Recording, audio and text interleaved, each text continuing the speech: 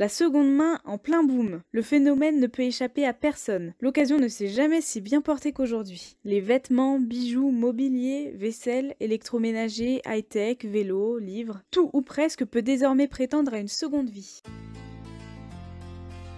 Mais c'est une chance pour ceux qui n'ont pas de moyens. C'est une chance d'acheter les choses en seconde main, elles sont en bon état, etc.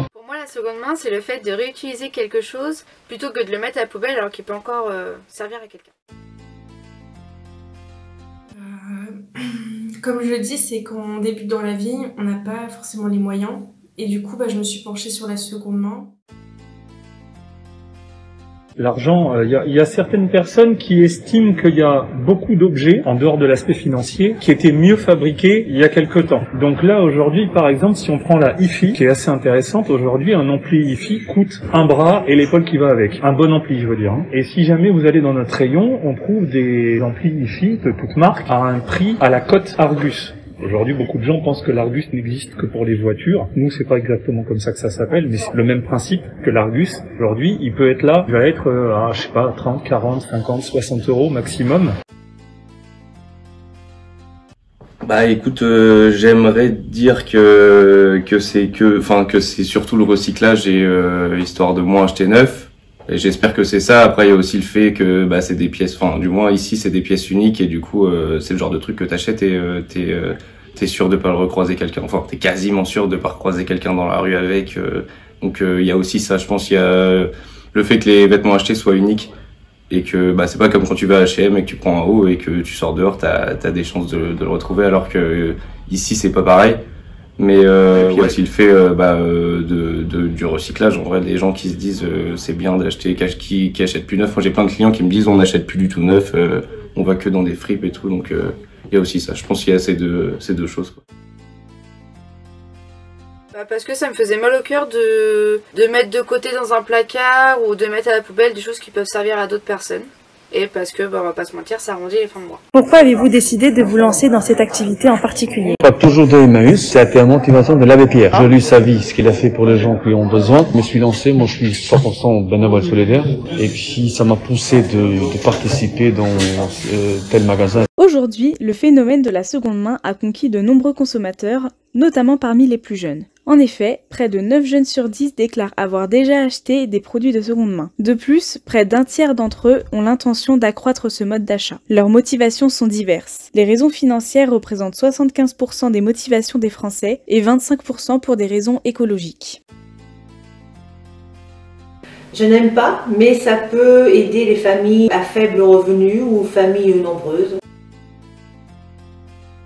Non, pas du tout. Pourquoi ça? Question d'hygiène et de goût personnel. Concernant l'électroménager, on ne sait pas comment ça a été manipulé auparavant et au niveau de la garantie, il y a peu ou pas du tout de garantie. Je préfère acheter moins souvent, mais des produits neufs avec une garantie derrière. Pour moi, il y a deux grandes raisons. La première, c'est l'argent.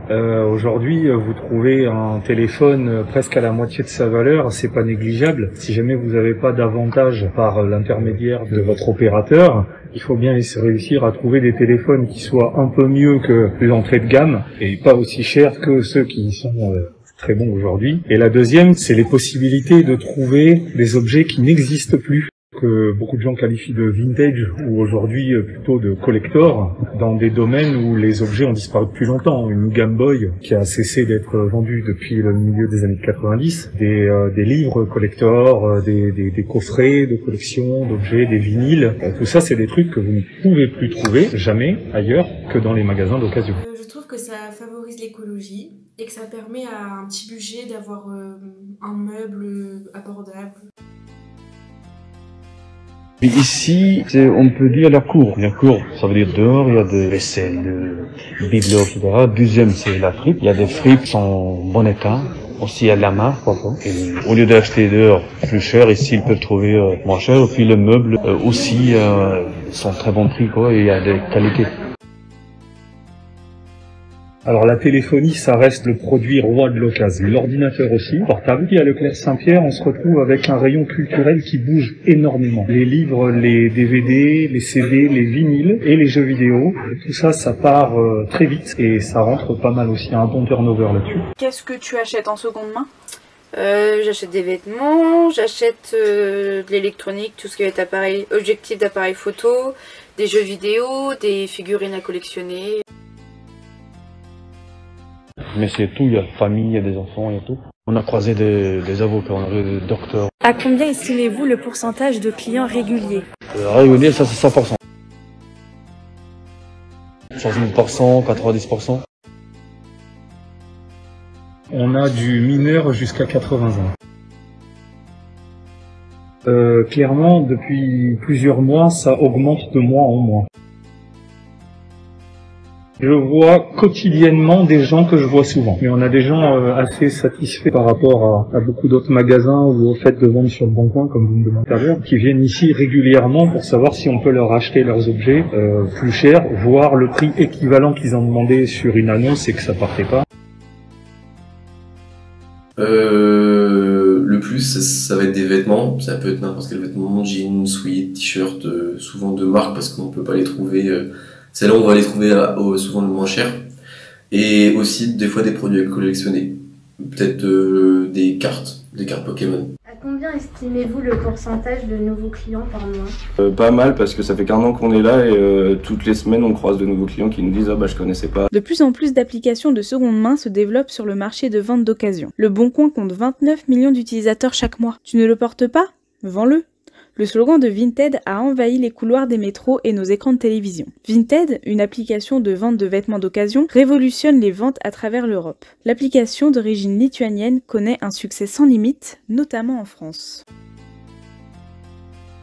Bah c'est le même principe, c'est bien, après c'est réservé aux particuliers quoi, mais ouais c'est le même principe. Si les gens pensent un peu plus à revendre plutôt qu'à juste jeter ou racheter du neuf. Bah c'est bien.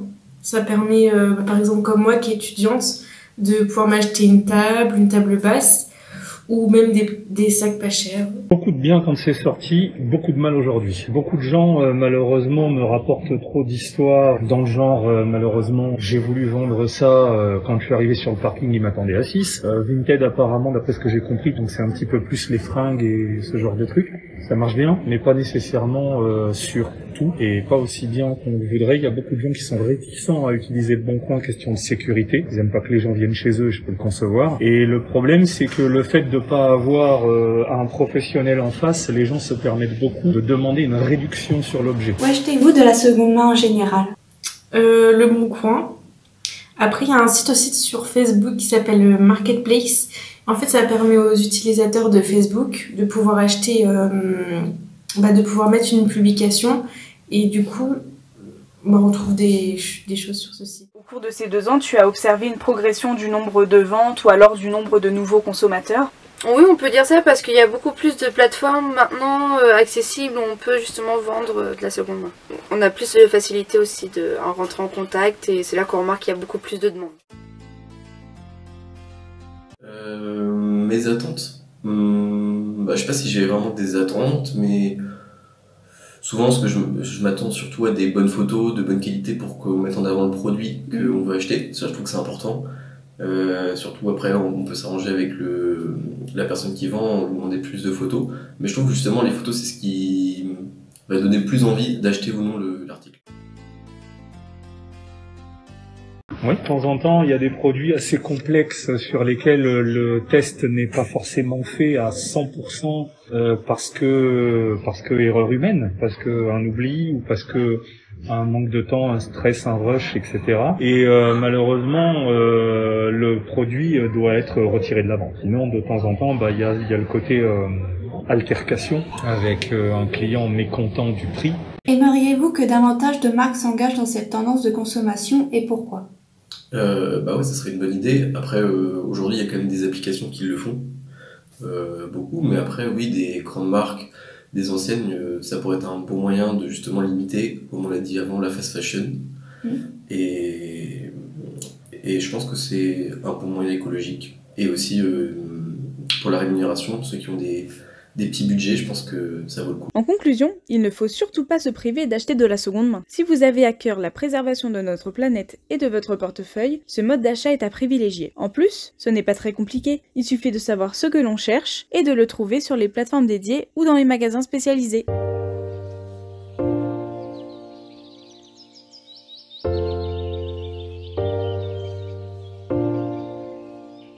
feel good.